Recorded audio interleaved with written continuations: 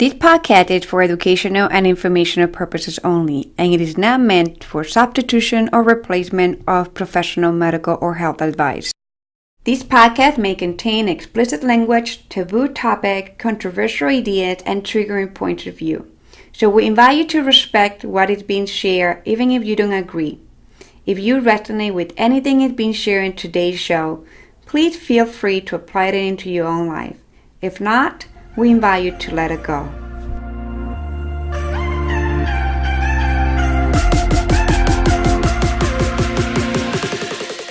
Welcome to the Mastering Life, Relationship and Intimacy podcast with Lucia Gabriela, a sacred space which means it's free of judgment, where we come together to learn and explore how to awaken, unleash, and unlock our inner master self.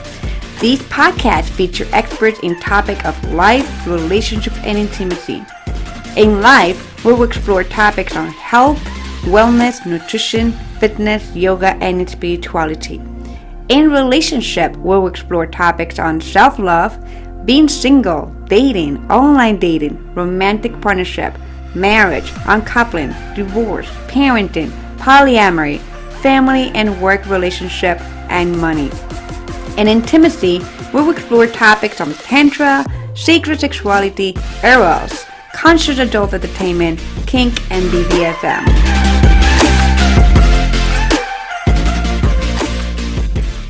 I am your host, Lucia Gabriela, a relationship and intimacy coach, integrative somatic therapist, tantra facilitator, a speaker, co-author, and founder at Nuna Holistic Retreat Center in Sarasota, Florida, where we offer integrated therapies for individuals and couples to awaken, reignite, and embrace their true power. To learn more about any of my transformational coaching and somatic experiences, immersion weekends, and couples retreat, go to www.luciagabriela.com. And today's episode is about Back in Touch with Intimacy with Dr. Stacy Friedman. Dr. Stacy Friedman is a clinical sexologist and certified sex coach. Dr. Stacy got involved in the field of sexuality because of her passion for helping people learn to experience the best sexual intimacy with themselves and with their partners. She holds a doctorate degree in Human Sexuality and has earned top credentials in her field. Sex coaching is designed to help people of any sexual orientation or gender address their concerns about sexuality, sexual function, and sexual expression. Dr. Stacy works with all aspects of sexuality and specializes in women's issues such as painful sex, post-menopause, and low libido. Couples with mismatched sex drives who are wanting to rebuild intimacy and working with LGBTQ concerns. She offers complimentary consults, and her coaching sessions are available by phone, online, and in a local office located in South Florida. You can learn more from Dr. Stacy at www.creatingintimacycoach.com.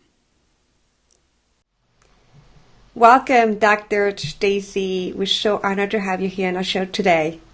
Thank you. I'm excited. I love talking about sex. Me too. It's our favorite conversation. So today's conversation is about back on track with intimacy.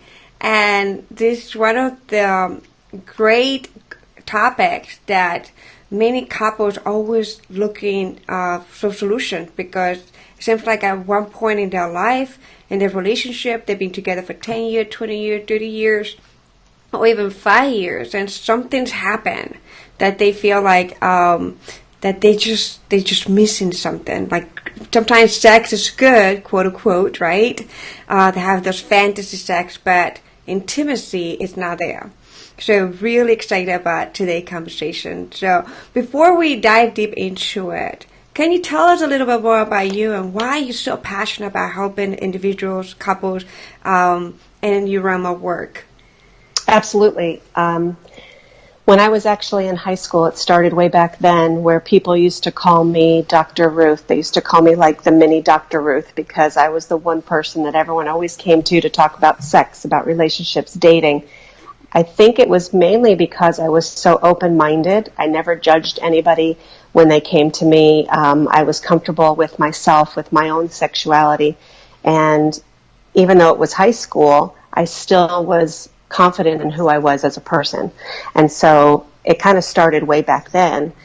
I went into college. I went into the psychology program. I wound up getting my degree, but then I decided to do something a little more medical. And that's when I actually changed to be an ultrasound technologist. So I learned about the body, how things work, disease processes. And then as I got a little older, it just wasn't driving me like the field of sexuality did. So I started when my kids were born, because I wanted to stay home with them. I started working and doing the adult romance parties, you know, the toy parties, the plastics that wiggle and jiggle and makes your friends giggle. And just fell in love with it. And people were coming to me, and I saw how many people truly needed help, especially with the intimacy. You know, people are hesitant to use toys or how to talk to their partners.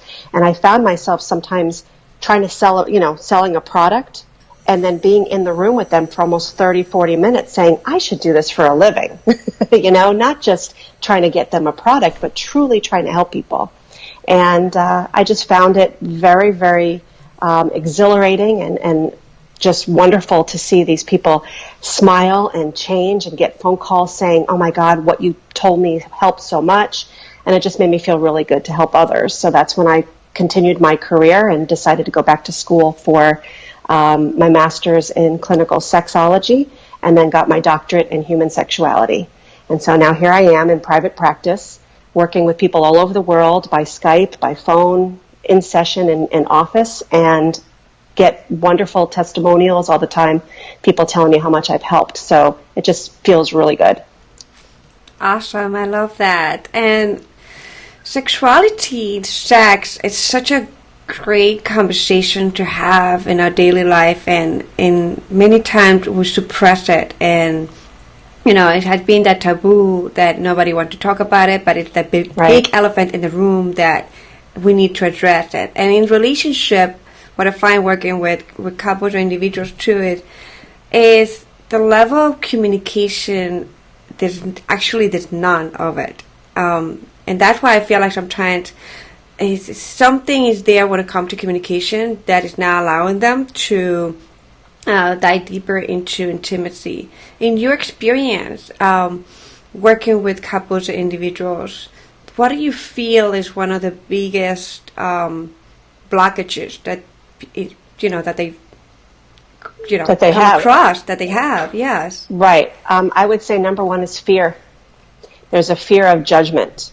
And what happens is many times that the subject of sex is so taboo that people are judged. And as a matter of fact, I was just working with someone the other day, and one of the things that caused them to have some type of performance anxiety is because they shared one of their intimate desires with their partner. And when their partner heard it, they're like, are you serious? Oh my God, that's so weird. That's not normal.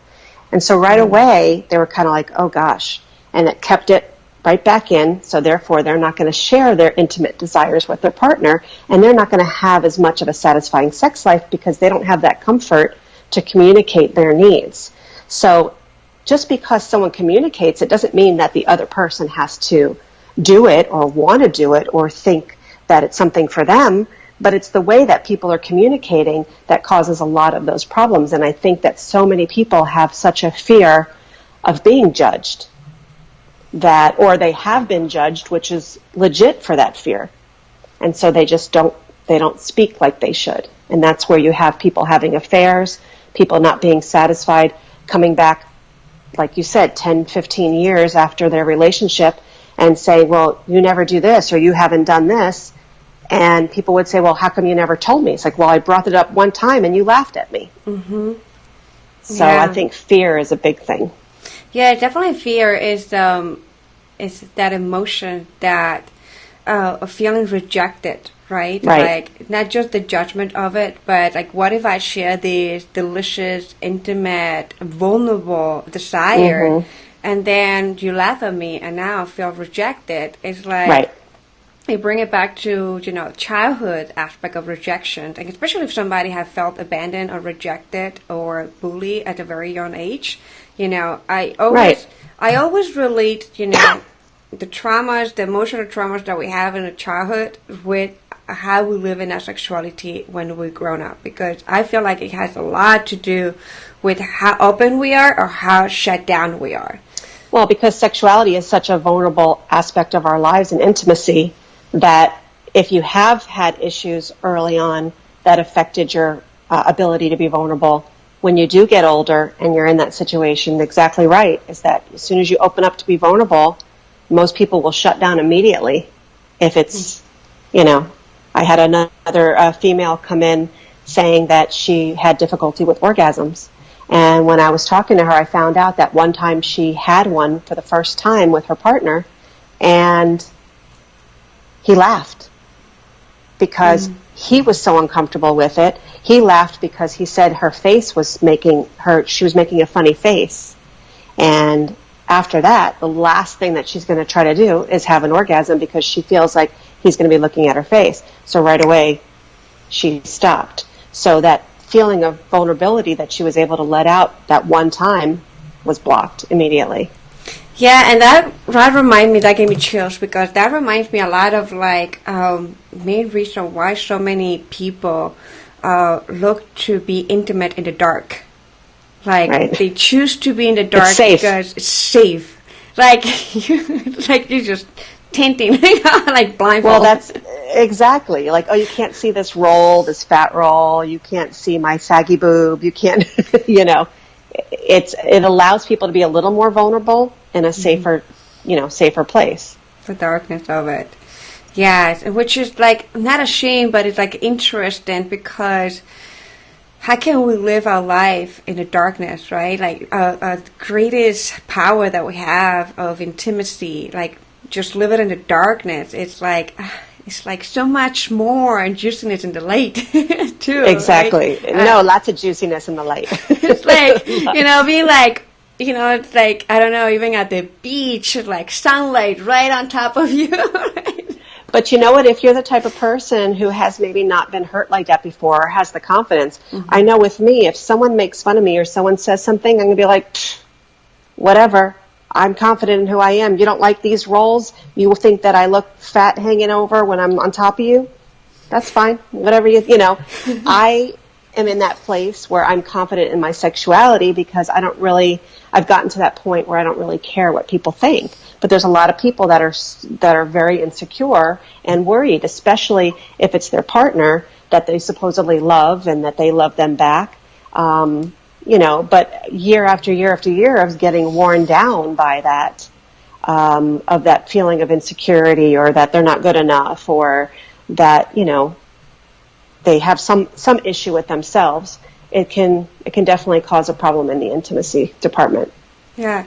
So what I think I'm hearing from you is that developing the muscle of confidence, we say sexual confidence, some people talk about sexualness confidence, that aliveness, is a great tool or a great path for us to experience greater intimacy. So how can somebody that's been going through so much in their life, in their sexuality, and have these fears of judgment, the rejection, this aspect of insecurity, how could they start developing, that confidence of being the masters, right? That right.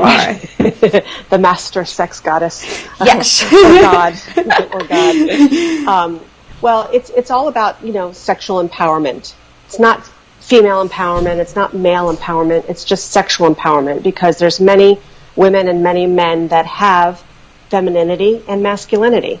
So men need to be confident in their ability to be vulnerable and their ability to have that feminine side, and not feel because there's many women that do put down men if they're a little bit more feminine, but yet, that's them, and you can look at that as a weakness, but I look at that as a strength because they're being who they are.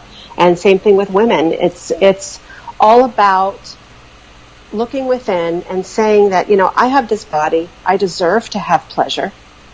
I deserve to be happy. I can do whatever makes me feel good. And saying to yourself, if, let's say, I have an orgasm and my partner's looking at me and I make a funny face and he laughs, what's the worst thing that could happen? Okay, so they laughed. But did I feel good? Hell yeah, that was a mind-blowing orgasm. What do I care if I look funny? That felt good. So it's a little bit of just changing the mindset and saying to yourself, what is the worst that can happen? Or what is the worst thing that my partner would do?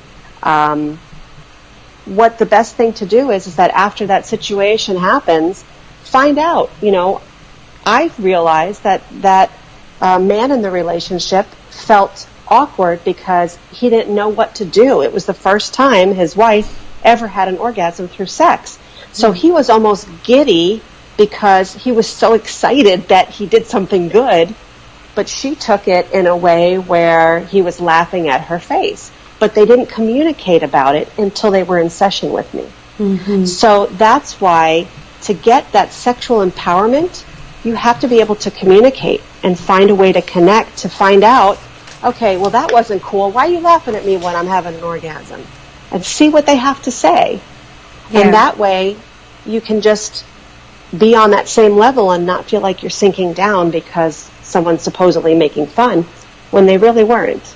So one of the things that is fascinating to me, the level of communication. And when we're talking about, let's talk about that situation where you are literally in the scene of lovemaking and having sex and having an orgasm. And I feel like many times, even myself, like sometimes I'm kind of like, I have a value of communication where it's like, we must address communication on the spot. So it had to be addressed in a nice way, right? Like properly. Absolutely. Without guilt and shame and all that stuff. And, it takes time to get to that level. And it had taken me years to get to that level. And I feel like people are not there yet how to communicate during the moment, a specific moment. Because, if you're laughing at me while I'm having an orgasm, and I'm looking at it and I get triggered by it. It's a moment where you automatic stop. It's a vulnerable moment. It's a vulnerable moment, and you stop right away and you want to address it. I will be like, I would like to stop now. I feel triggered a little bit. I would like to, share this, what I'm feeling with you, and, open communication. And my partner, we both are in the same place where, okay, let me listen to you, not taking from a place of taking personal, but also not taking like that, I did something wrong, but this is just the space right now. But a lot of people will never do that because they will feel like they don't want to ruin the moment. They don't want to ruin the moment, or they don't want to make their partner feel bad. But you're already doing it, so exactly. And that's the point. It's a change of mindset, is to think, same thing when people fake it. They're faking it. They're tired and they just want to be done. So rather than just saying, oh my God, honey, it's okay. I don't need to do it anymore. I'm tired. Don't worry about me. I just, they're wanting to fake it to just get the deed done rather than talking with their partner and just saying, you know what, I'm just not, mentally there. Because more so with women, I think, than men, is that it does take a little more inner concentration for a woman to have an orgasm. Mm-hmm. And so a lot of men don't realize that it's okay for a lot of times if the woman doesn't feel like they're okay with having one, that they're still enjoying themselves. Mm-hmm. Not saying that we don't want to have them, but I just think that there's so much focus on performance rather there is on the pleasure. And because people are so afraid of saying to their partner that they're not performing properly or the way they're performing is not satisfying for them, you don't learn how to have sex in school. There's no book there are books to read, but there's nothing in class other than human anatomy and physiology to learn about the body parts. They don't teach you how to have pleasure. They don't teach you the focus of it. There are no role conversations about it.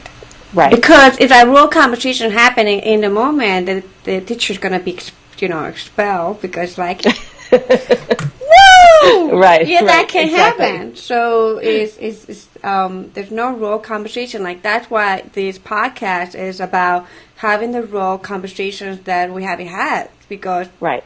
out of real conversations, we grow so much, we evolve, and we become, we embody the masters that we are. Because that's what we call a mastering.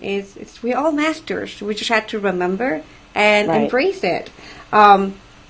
So I totally resonate with you, and I love this conversation when it comes to, when you're not mentally there. It could be for men and women, and sometimes we're not taking the time to address what has actually happened with our partners, and we take as our duty to give them pleasure. And I feel like that's something very to me, it's something very disempowering, where Right. my partner would take the job of it is my job to give you pleasure. And I feel like that is really doesn't work well.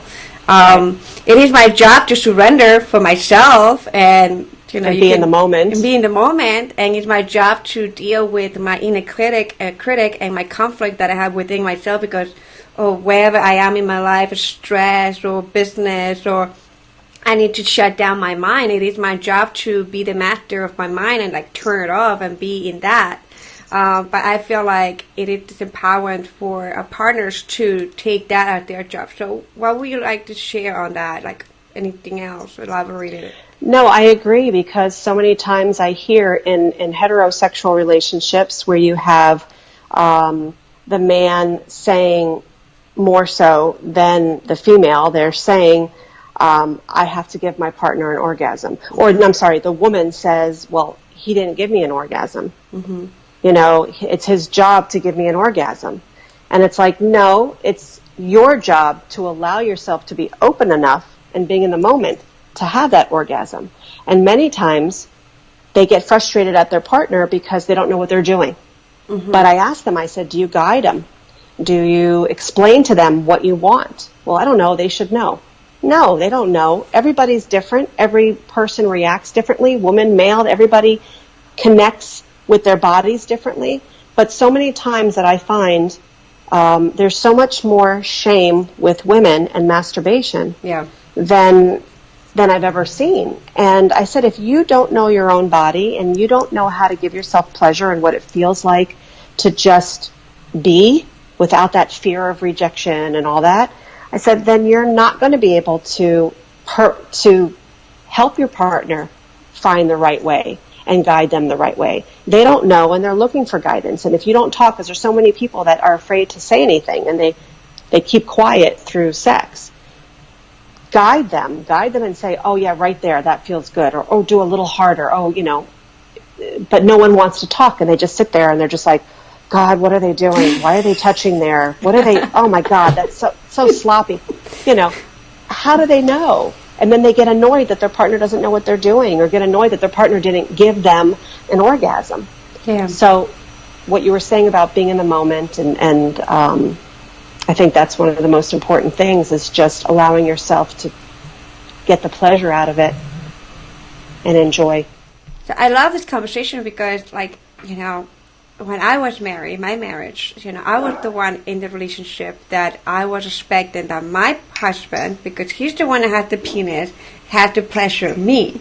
And Right. I didn't do any kind of self-pleasure or anything that had to do with dildos or anything, because I put the duty that my partner, it was his obligation. So I definitely agree with you that we have these, I don't know, it is the social conditioning. Mm-hmm. The expectation of social conditioning of that we are trained to think that way. And that's what you mentioned, changing that mindset back to ourselves and be like, hey, it is my job, it is my duty for myself. It's not even a job, J-O-B, but it is my, my responsibility with myself as a human being. It's your privilege. Yes. Pleasure is your privilege. And another thing is that I just wanted to mention, many times the partner may do or have sex just out of so-called obligation. Mm-hmm. That cannot ruin intimacy more, because all it does is build resentment, because you're looking at it as a job, as an obligation, and not as a privilege to feel pleasure. And so many times you'll have the partner having sex just to have it, just to get the partner off their back, just to please them, and just be like, okay, you know what, I haven't done it in 2 weeks, I have to do it now, otherwise I'm going to be bothered again. Mm-hmm. You know, and you don't think that partner feels that? That's like slap in the face. The partner knows when their partner is not being real majority of the time, you know, and that just makes them feel less than. It doesn't make them feel desired, just as you would want to feel desired and loved and looked at with passion and, you know, someone being proud of you. The other person wants to feel that way too. So doing something out of obligation. I mean, once in a while you're tired and you're okay with it and you're like, you know what, yeah, you know, that's fine, I could do it, I don't mind, whatever. But other times some people are just like, oh God, I gotta do this because I don't want to have to do it again next week or whatever. You're looking at it as a job and not as a privilege to be pleasured. Yeah. And also to me is the self-rape. I call it that to myself. Yeah. Because I'm raping myself. You know, right. I'm using my body as the tool to get away from my reality of my commitment with myself, to say no, my boundaries. So to me, it's like, you know, I have been in situations like that. People think like, oh my God, Lucia Gabriela must be the most sex goddess on the planet, and my gosh, must be amazing. And I can say that, you know, there are moments in my life, or weeks in my life, that I'm like, fuck no, I'm not doing anything. Like, I'm tired. You know, I run a business, I go to school, have a child, and my partner, my partner's like, hey, honey, let's just do a quickie. And I'm like, no, sweetie. I'm like, no. It's like, I mean, I said, I can say it, not even negotiate. I can say it clearly. It says, but it's, you know, I can do it. You can use my body, but I'm going to be self-raping myself. So when I share that perspective, my partner understands. Like, no, if you don't want to do it, don't do it. You know, it's like, I'm not doing it. I give other people options, and I say, you know what? If you're not in the mood to just lay there and do it, do something fun instead. We're going to a shower and do something fun, wash each other off, and then give your partner a quick little feel up or whatever you need to do to help your partner get off that way if you're not in the mood for it personally, physically, if you don't want to be invaded physically. There's still other ways to please your partner. You know, you can bring a toy, you know, into the shower. You can use your hand. You can use your mouth. There's other things to do. If you're tired, take a little bath together and at least still have some of that intimacy. Don't completely push away the intimacy. Doesn't necessarily mean you have to be together where you're giving each other orgasms. But what happens so many times is when the person's not in the mood, they completely separate from the intimacy. And so what happens is that the more and more that's done, the more and more the other partner is feeling rejected. Then when they do finally get together, of course they're going to want sex, you know, because it's been a while. So that's why if you don't have sex, let's say for 2 weeks, there has to be intimate moments within that time. If you're tired, have your partner give you a massage. When you're not tired, offer to give your partner a massage. Do different things that at least has no expectation of sex, and make it clear. Just say, I'm tired, I'm not really in the mood for sex right now, but I definitely want to give you some pleasure, and I definitely would love to be able to make you feel good. And do it that way. So that way at least you're still keeping that bond, that touch, because that's where touch aversion many times happens. Because you go 2 weeks with no touching because you're afraid if you touch, you're going to have sex. So you stop touching. Yes, that's a good point, because I find like working with couples, that's the biggest things that we find is that the level of expectation that if you're touching your partner, you feel like, oh, that means that he wants sex, or you're doing this ritual, or you go in the bath together just chill in the bath or the hot tub or the pool or just on the grass, lay on the grass naked, whatever, on the snow naked, whatever, wherever you are. I was going to say, we're in Florida. We don't have snow. Yeah, me too. So wherever you are, and just create those moments of intimacy where there's no expectation of sex, because I feel like having that expectation of sex all the time, sexualizing pressure. I feel like sexualizing intimacy is kind of like, it's a burden. It's like, it's really kind of like separated us more than actually connecting us. Right, and that's where you get into the performance versus pleasure. You're focusing just on performance. Yes, I love this, because what I think I'm hearing from you too is to create rituals, create experiences where there's no expectation, but there are intimacy. Like one example of intimacy that you can provide, where there's no expectation of leading to sex, besides going in the bath together. Something else that they can do, like laying on the bed, just naked, just watch. In Tantra, we do eye-to-eye gazing, like just breath to breath, heart-to-heart connection. What other thing can you... Well, it could be something simple as just laying on the couch together, watching a movie, and giving each other foot massages. Laying side, across each other and just holding each other's feet and just giving each other massages. Or going into the patio and sitting there with, if you drink a glass of wine, find some of those books that have like 101 questions about sex or 101 questions about love or whatever it is, and just ask each other questions. Try to learn a little bit more about your partner. But it has to be where you're spending time, because if you're not, those are types of things that are going to bring that bond and bring some more intimacy. Laughing is very important. When you have a date, don't have a normal date like a dinner and a movie. If you're feeling bored. I mean, if you're not feeling bored and you're still happy in your relationship, like I am, we go to dinner and movies every single weekend and absolutely love it, but I'm feeling like I have a very successful relationship. But for people that are feeling stagnant, change it up. Go to a comedy club. Go out laughing and then take a walk along the beach. And then just sit there on one of those chairs or bring a chair and a blanket and just make out. If you have sex, you might get arrested, but that might be fun to try later on. But if you go to the beach and you know that you don't have the expectation for sex, you can enjoy each other in an environment that is very romantic, that you can still be intimate and kiss and hug and just feel that connection. Beautiful. So for couples, these I feel like these are great tools and practices for couples who are just recently feeling a little separated. It could be a couple weeks and a couple weeks.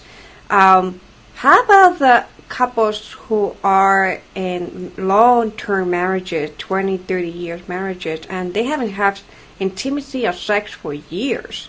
Like, what could be one of the safest practice that they can start? Because even holding hands is not there. Even like massaging the foot is not there. Right.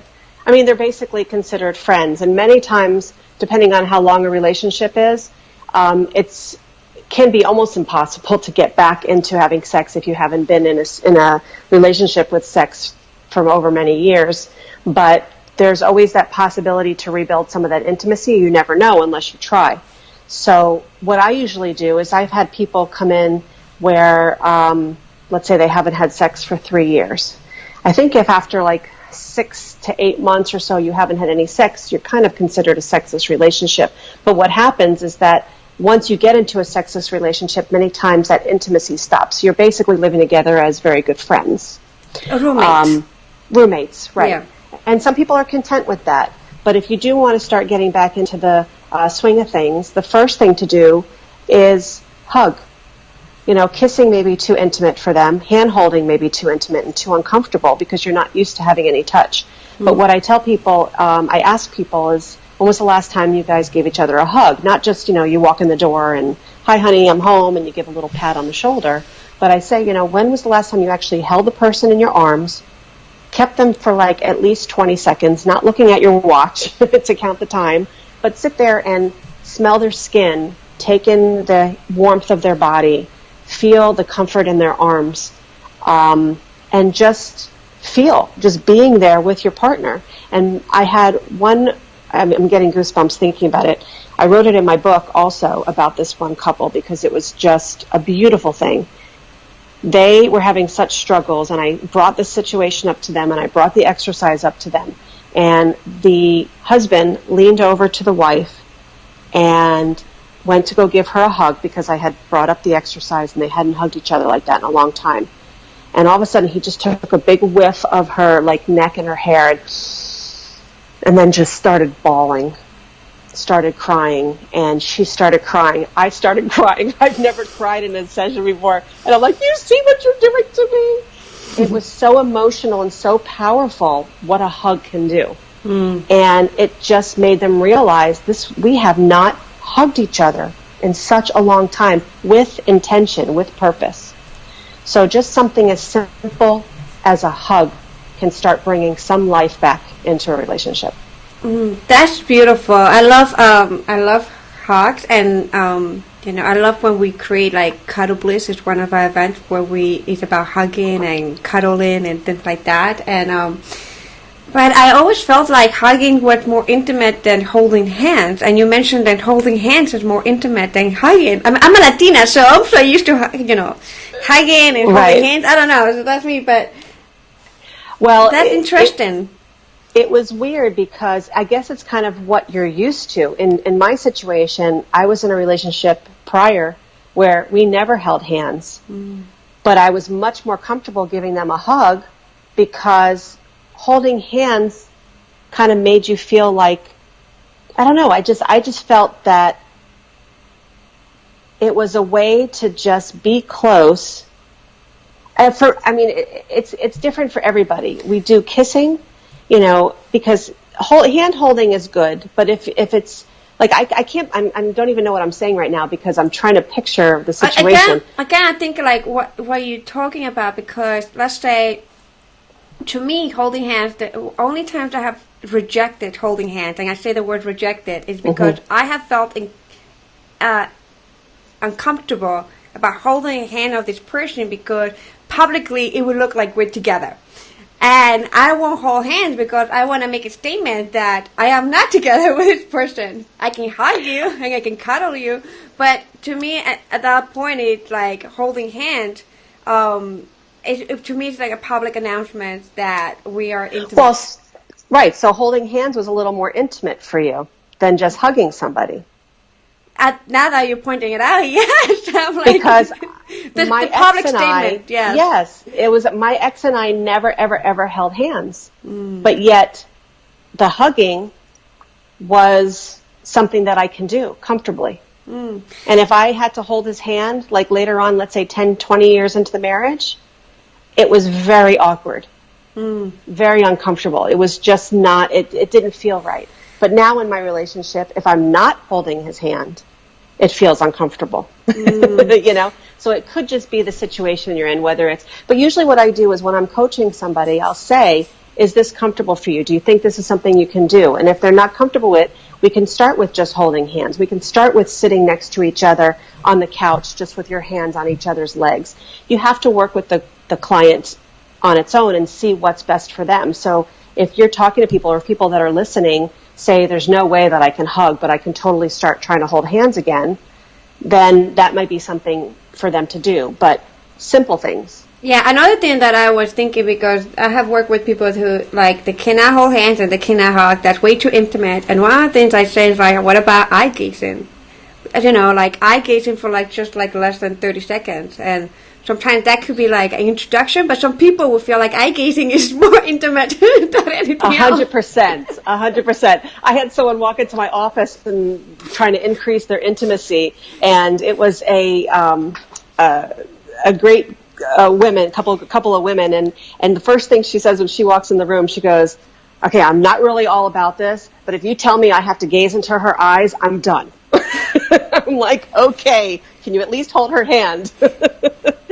So I think these little things, just something simple as in eye gazing, hand holding, hugging, sitting on a couch with your hand around your partner, with your hand on their leg, you have to kind of see what's best for you and your partner and what would be easiest to do. Yes. What feels comfortable, like you were mentioning. But you have to go out of the box a little bit because you don't want to be comfortable. That's you true. want to push some boundaries to be able to make change. Staying in your comfort zone is not going to change you. Yeah.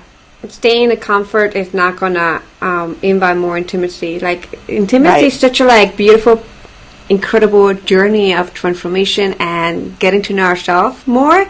That it definitely is going to lead us to being that edge. And it's like, what else? What's more? Exactly. And then you go in the next step and the next step and the next step. Yeah, that's awesome. And I was, when you were talking about the hands and the situation with your husband, I was thinking about, like, maybe there's something that shut me down in my relationship with my ex-husband, was that, you know, for me, intimacy is holding hands, and I remember that I would hold hands, and I'm a kind of like sensual person, like a touchy person, so I would be like, you know, holding hands and, you know, touching the hands and moving, and he would be like, he would shut me down and be like, no, you know, like, people are gonna think that we want sex. So I think that that because I was like 19, 20 when we met, and for me that was, you know, that was like, oh, delicious. And just his thinking of, like, people are gonna think that, you know, I'm sexual, it's just holding hands. So I think, like, that created, like, kind of a little trauma to me. No, I agree. When I had my boyfriend trying to hold my hand all the time, I'm like, God, this feels a little weird. People might look at us, because it was 20-something years where I never held someone's hand. So it was awkward. It was awkward to do that at first. And now it's like, excuse me, you just walked 10 feet and you haven't held my hand? What's wrong with you? You know? So I think it's what you're used to or what your relationship had at the beginning that you want to try to get back. Awesome. So to wrap it up, this amazing conversation about back to intimacy, you know, in couples. We talk about how important it is to create a space to have open and clear communication when it comes to a relationship, intimacy, and sexuality, and also to explore, you know, depending where you are and where you have stopped the intimacy in your relationship, to explore together what feels good to start intimacy again. It could be by holding hand, it could be by eye gazing, it could be by hugging, it could be by just, like, laying next to each other on the couch, it could be just, I don't know, brushing the teeth together in the mirror, looking at each other. I don't know, like simple, silly things that I can bring some juiciness into the relationship. Anything else that you would like to add up into wrapping up a statement? No, I just think everything you just said is great. I mean, it's all about figuring out what do you want to do with your relationship and where do you want to be and what goals do you want to reach, and then form yourself an action plan. If you can't, find the help of a professional, but find a way to take at least the next step. What is something that is comfortable enough to get you a little bit out of your comfort zone that you can do different? Change it up. You have to change it up, whether it be the place that you go for dinner, whether it be the thing that you do for the evening, or the conversation that you have.